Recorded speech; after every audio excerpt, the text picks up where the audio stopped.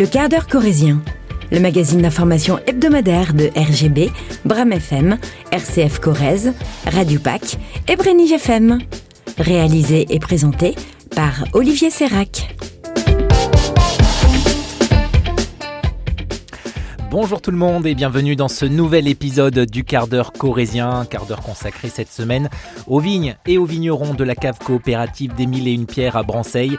Parce que si ces dernières semaines, la météo a soufflé un vent de douceur sur le midi corrézien, la végétation commence à se réveiller, mais pas de quoi encore trop accélérer la floraison des vignes, de quoi rassurer un petit peu les vignerons. La prescription culturelle, vous la retrouverez dans les 5 dernières minutes de cet épisode. Prescription consacrée à un groupe de rock normando-loto-corrézien, City of Exiles, un groupe qui a été consacré par une contre-victoire de la musique et vous entendrez son importance pour le groupe. Le quart d'heure corrézien, vous avez le menu, c'est parti. Nous sommes donc à la cave de Branceil et je suis avec Philippe Leima. Bonjour Philippe. Bonjour. Vous êtes donc le président de cette cave coopérative de Branceil. Le printemps a commencé. Comment vivez-vous cette période ? Tout se met en place. Là, la météo a été plutôt favorable cette année puisque la période de faux printemps qu'on avait l'habitude d'avoir depuis 3-4 ans a été un peu plus modérée puisque malgré les températures de 15-20 degrés qu'on avait au mois de février, il y avait quand même des nuits très fraîches, à moins 4, moins 5, qui ont fait que la végétation s'est quand même bien ralentie et comme on dit chez nous, elle s'est mise en dormance de manière normale. Donc on reprendrait a priori un cycle normal par rapport à ce qui était naturel. Maintenant, rien n'est gagné et on rentre là maintenant réellement dans le mois et demi le plus critique où en fonction du débourrement qu'il va y avoir, des températures excessives, etc., on puisse passer le cap au mieux de ce potentiel gel qui nous fait si mal depuis maintenant 7 ans. Le débourrement, c'est justement le moment où la vigne commence à éclore ? Oui, c'est le réveil physiologique de la plante, là où les bourgeons commencent à gonfler, puis à éclore, puis sortir les premières feuilles, etc. C'est le stade le plus sensible de la vigne, là où le végétal est très très tendre, et où si on a des gelées significatives, ça peut impacter la récolte à venir. D'où l'importance maintenant en fait de prendre énormément soin de ces vignes maintenant.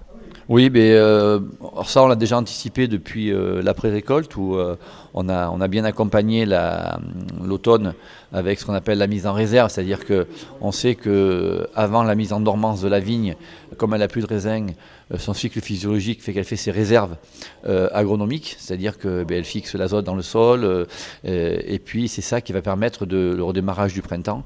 Là on accompagne la vigne avec... on lui donne à manger, on apporte de la fumure, on évite la concurrence avec l'herbe au maximum pour optimiser les chances de récolte optimum, aussi bien en qualité qu'en volume, si par chance on échappait au gel cette année. Concrètement, lui donner à manger, ça se fait comment ? C'est donner du fumier, c'est quoi ? Ça peut être de différentes solutions. Les deux essentiels que nous on utilise, c'est effectivement le fumier qu'on peut apporter en fumure à l'automne après la récolte, ou l'engrais qu'on peut apporter par exemple tout ce qui est équilibre azote, potasse, phosphore, qui sont les éléments nutritifs essentiels à la bonne croissance de la vigne.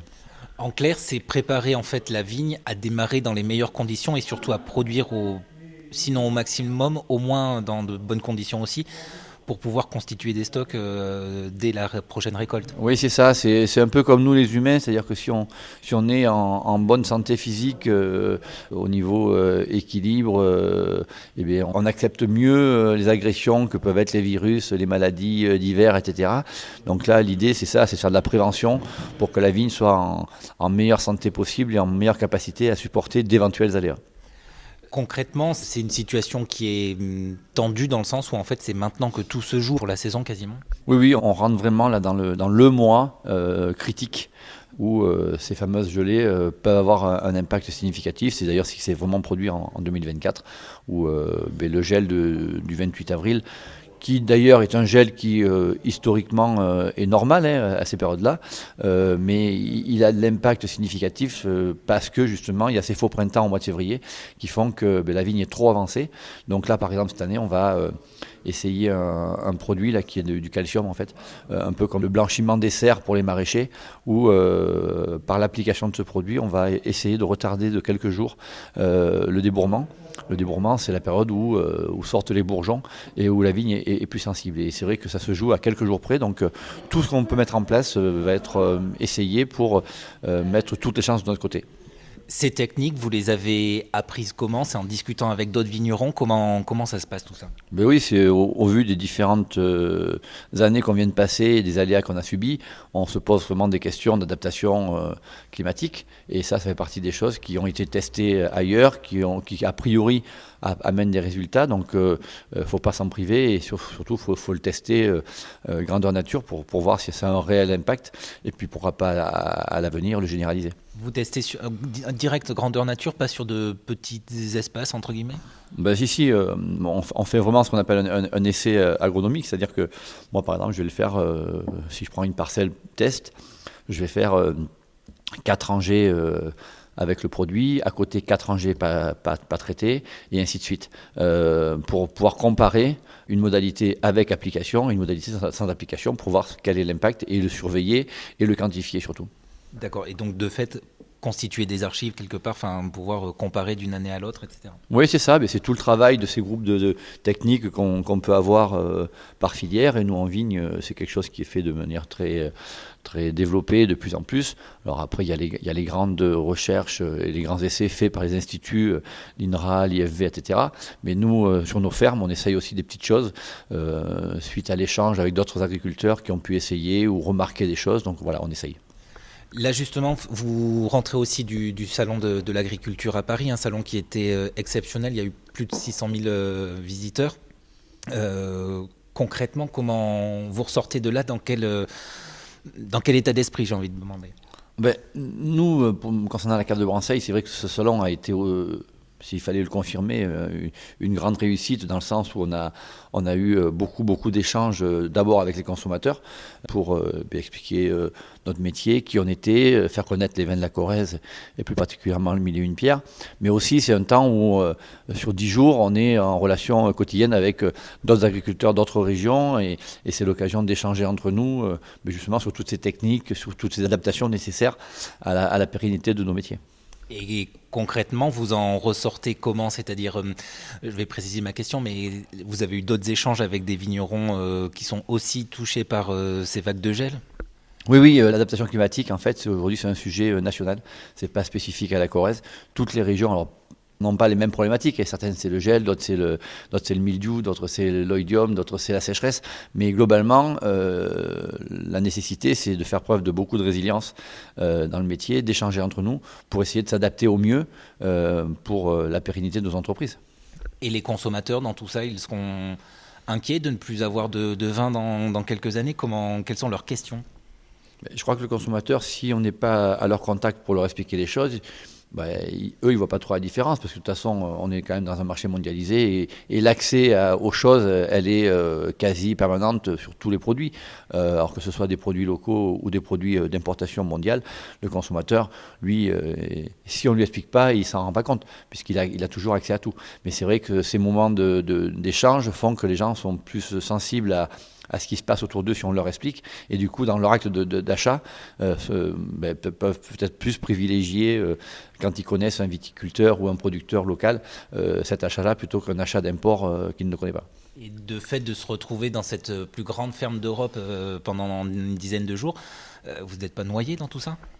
Non, parce que la Corrèze est un territoire très très dynamique. Avec notre marque Origine Corrèze, on est aujourd'hui un stand qui est reconnu et recherché par les consommateurs. Avec c'est vrai qu'on y met un petit côté festif et bonne ambiance, mais au-delà de la fête et de l'image que ça peut véhiculer, il y a vraiment des échanges très profonds entre nous producteurs et les consommateurs parisiens, mais aussi nationaux, puisqu'on se rend compte que en fait ce salon il n'est pas que parisien. Puisque tous les Français montent de toutes les régions de France faire le pèlerinage au salon tous les ans. Si vous aviez une image qui vous reste, qui vous a marqué de ce salon, quelle serait-elle ? Alors, l'image, c'est, encore une fois, c'est la résilience des producteurs face au monde dans lequel on vit, où malgré tout, on n'est pas une profession qui sait s'en abattre, et on reste motivé, dynamique, et à essayer de trouver des solutions pour s'en sortir, et pour que demain encore l'agriculture française, et particulièrement locale, puisse être pérennisée. On se retrouve dans un mois, Philippe Lema.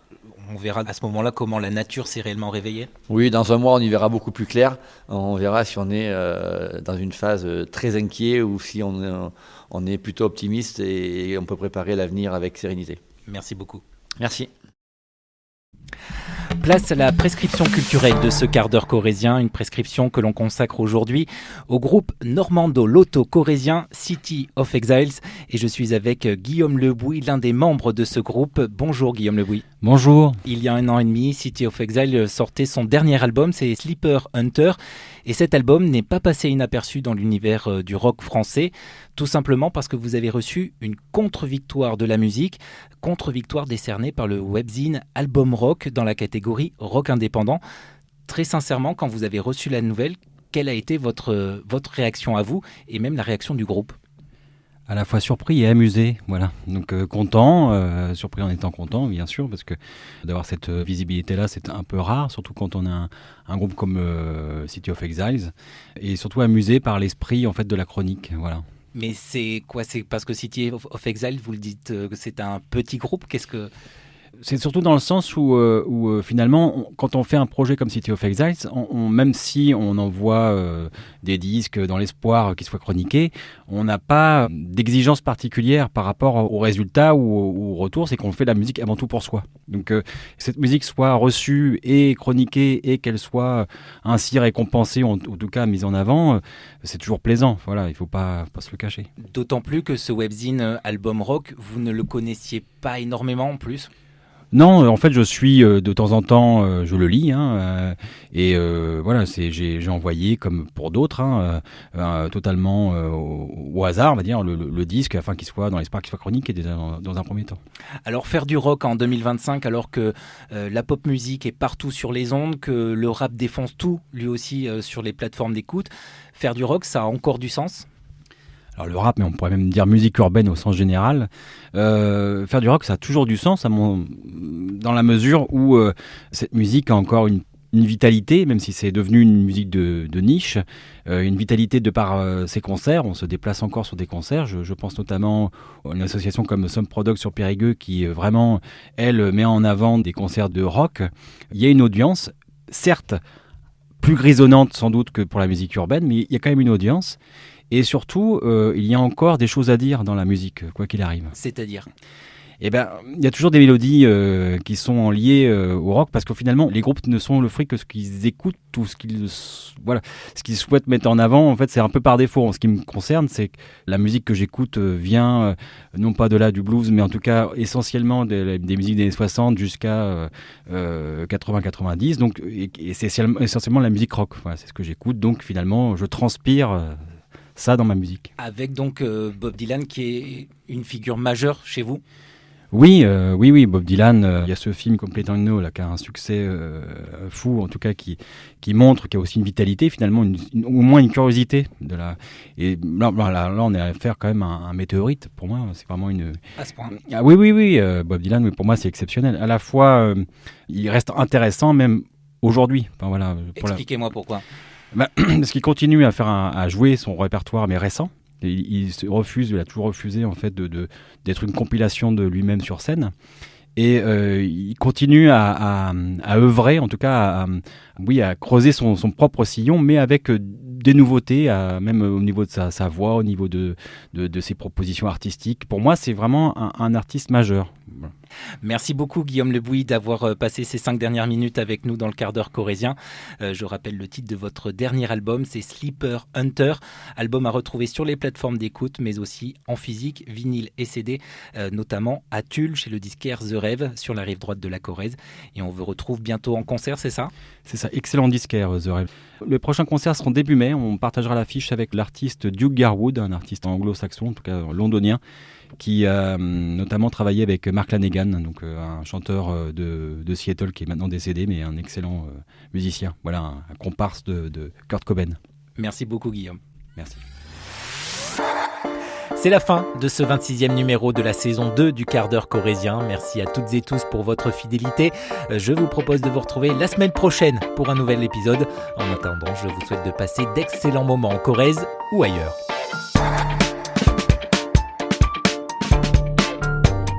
Retrouvez le quart d'heure corrézien en réécoute sur nos sites internet, mais aussi sur les plateformes d'écoute Spotify, Deezer et Apple Podcasts.